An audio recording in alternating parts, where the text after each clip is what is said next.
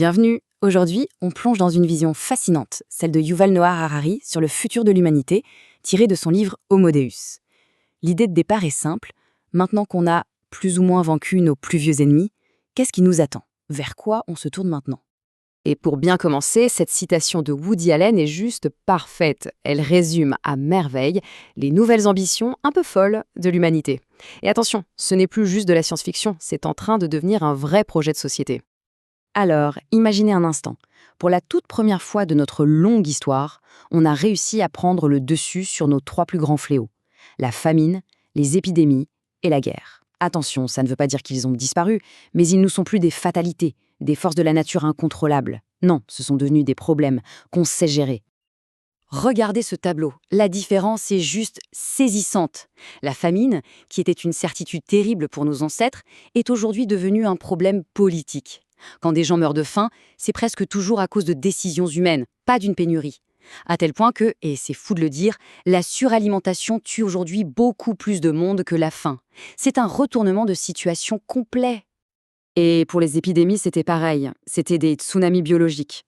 Des forces de la nature totalement incontrôlables et dévastatrices. Il suffit de penser à ce qui s'est passé quand les Européens sont arrivés dans des populations isolées. Les maladies qu'ils ont amenées ont décimé des civilisations entières. C'était la norme à l'époque.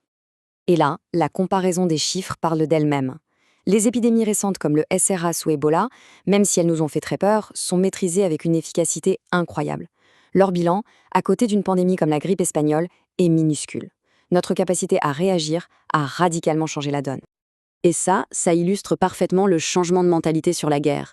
Avant, pour les grandes puissances, la paix c'était juste une pause, un cessez-le-feu en attendant le prochain conflit. Aujourd'hui, pour la plupart d'entre elles, la guerre est devenue carrément improbable, presque inconcevable, parce qu'elle est devenue économiquement suicidaire. Bon, alors avec nos vieux démons qui sont plus ou moins maîtrisés, la grande question c'est, on fait quoi maintenant? Quel est le prochain sommet qu'on va essayer de gravir? C'est quoi la nouvelle grande quête de l'humanité? Voyons justement à quoi ressemble cette suite du programme. Ces nouveaux objectifs peuvent sembler sortir tout droit d'un film de science-fiction, mais Harari nous dit qu'en fait, c'est la suite tout à fait logique de ce qu'on a accompli. Et ce nouveau programme, il est, disons, ambitieux. Il se concentre sur 3 projets absolument grandioses. Primo, mettre fin à la vieillesse et à la mort. Secondo, garantir un bonheur permanent. Et tertio, nous améliorer nous-mêmes pour devenir un nouveau type d'être, un homo deus. Rien que ça. Mais il y a un hic. Par exemple avec le bonheur. C'est que notre biologie n'est pas faite pour ça. Elle est programmée pour la survie, pas pour la béatitude. C'est un peu comme un écureuil qui mange une noisette. Le plaisir est là, mais il disparaît vite pour le pousser à en chercher une autre. Nos sensations de plaisir sont faites pour être éphémères, pour nous maintenir en mouvement. Alors, pour justifier des objectifs aussi démesurés, il fallait une nouvelle grande histoire, une sorte de religion révolutionnaire. Et cette religion, c'est l'humanisme, qui a tout simplement remplacé Dieu par l'humanité elle-même. Le point crucial de l'humanisme, c'est ce renversement complet de perspective. Ce n'est plus une divinité extérieure qui donne du sens au monde. Non, l'humanisme affirme que ce sont les sentiments, les émotions, les expériences humaines qui sont la source ultime de tout sens et de toute autorité. Du coup, au lieu de chercher les réponses dans un livre sacré, l'humanisme nous dit de regarder à l'intérieur de nous, de consulter notre propre cœur pour savoir ce qui est bien, ce qui est beau, ce qui est juste. L'autorité suprême, c'est notre moi intérieur. Et c'est là que ça devient vraiment intéressant et un peu vertigineux. C'est là que le paradoxe apparaît. Que se passe-t-il quand la science elle-même, celle qui nous a permis d'élever l'expérience humaine, se met à nous dire que ce fameux moi individuel n'existe pas vraiment? Allez, on plonge maintenant au cœur du problème, dans les labos, là où les découvertes scientifiques sont en train de faire exploser les fondations de notre vision du monde moderne. Ce que les neurosciences sont en train de découvrir, c'est que nos actions, nos désirs, nos décisions sont le résultat de milliards de neurones qui s'activent dans notre cerveau, des processus biochimiques qui sont soit déterminés, soit aléatoires, mais en aucun cas libres comme on aime le croire. L'idée de libre arbitre est en train de s'effondrer. Cette expérience est vraiment troublante, elle fait un peu froid dans le dos. Elle montre qu'on peut fabriquer un désir de toute pièce. Le rat, il est contrôlé par une électrode, mais lui, il est persuadé d'avoir agi de son plein gré.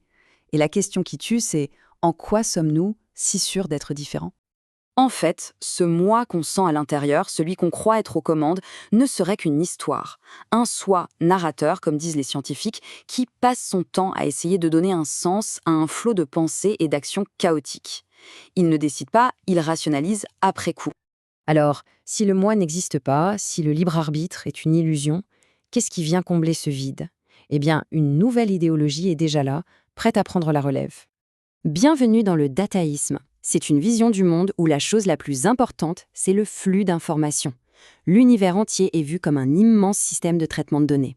Et les organismes, que ce soit une amibe ou un être humain, juste des algorithmes, des machines à traiter de l'info. Et là, on voit le changement radical. L'humanisme disait « écoute ton cœur », le dataïsme dit « oublie ton cœur, écoute les algorithmes ». L'idée, c'est que des systèmes externes comme Google ou Amazon nous connaîtront bientôt beaucoup mieux que nous-mêmes. L'autorité est en train de basculer. Si on pousse cette logique jusqu'au bout, voilà ce que ça donne. On demandera à un algorithme de nous aider à choisir notre partenaire ou notre carrière. Et logiquement, on devrait lui faire confiance parce qu'il prendra de meilleures décisions, basées sur des millions de données sans être pollué par nos émotions et nos illusions. Et tout ça nous laisse avec la question finale la plus importante de toutes. Dans ce monde où tout est data, où les êtres vivants ne sont que des algorithmes, quelle place reste-t-il pour la conscience, pour l'expérience vécue, pour le sens? En gros, que reste-t-il de ce qu'on croyait être humain?